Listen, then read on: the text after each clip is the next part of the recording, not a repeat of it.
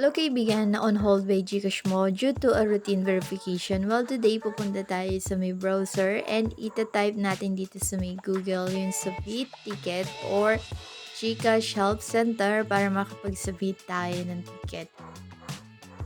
Now, kapag na-search na natin yon, i-tap na natin itong pinaka-page ng Help Center ng Gcash. Then, after that, tap natin yung 3 dash dito sa may taas. And i-select natin dito yung contact us. Then, dito sa may lower part, scroll natin and tap natin yung chat with Gigi.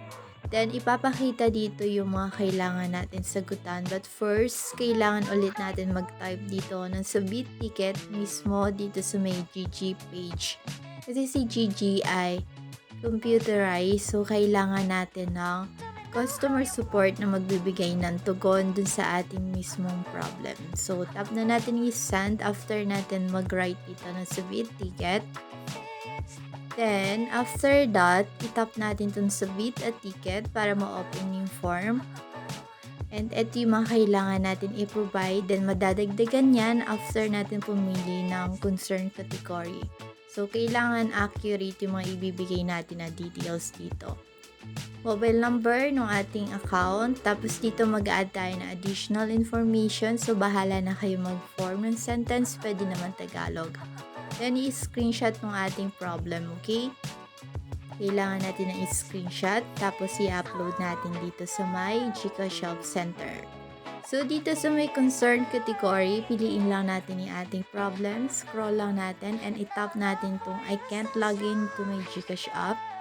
Then, ito yung additional information. Ano daw bang statement? Yung most relevant to your case. So, in our case, hanapin lang natin yung scroll pa natin pataas. So, ang daming pagpipilian dito. My account was put on hold due to a routine verification. So, kung na-put on hold nga yung ating account, ito yung i-select natin dito. Alright, yung your account type, piliin nyo lang dito. So, kung ikaw ay Filipino citizen, 18 years plus, kung hindi naman pumili ka na lang ng iba, birth date, piliin mo lang din dito, may calendar na dito, birthplace, then yung current or permanent address mo, pati yung zip code, kailangan natin i-add dito. And kung meron kayong hindi naiintindihan kung ano ba yung isasagot nyo dito, pwede nyo i-comment yan sa ating comment section at bibigyan namin ng tugon kapag may time kami, okay? So, pasensya na pala sa mga nagko-comment as hindi namin agad nabibigyan ng sagot. Easy lang po talaga yung ating mga kasama dito sa channel, kaya hindi po agad-agad nababasa yung mga comments nyo. So, kami na po, humihingi po kami ng pasensya. Anyway, source of fund, ilalagay din natin dito, nature of work, at marami pang iba. Pwede nyo i-stop yung video para makita nyo lahat ng sasagutan nyo. Kasi dito, hindi ko na iisa-isahin. Alam ko naman na alam nyo yan. Pero kung hindi nga, iwan nyo lang yan sa ating comment section. Tapos kami na yung magbibigay ng sagot if ever na hindi nyo alam yung sasagot nyo. So, ayan. Are you using Gcash for business purposes? Meron naman na ditong arrow. Pipili na lang kayo ng yes or no. Now, nandito na tayo sa important details kung saan kailangan natin mag-submit sa kanila ng valid ID, proof of billing. So, ang example ng proof of billing, electric bill, bank with the relationship, kung nakakonect ba yung inyong Gcash sa ibang bangko katulad ng BDO.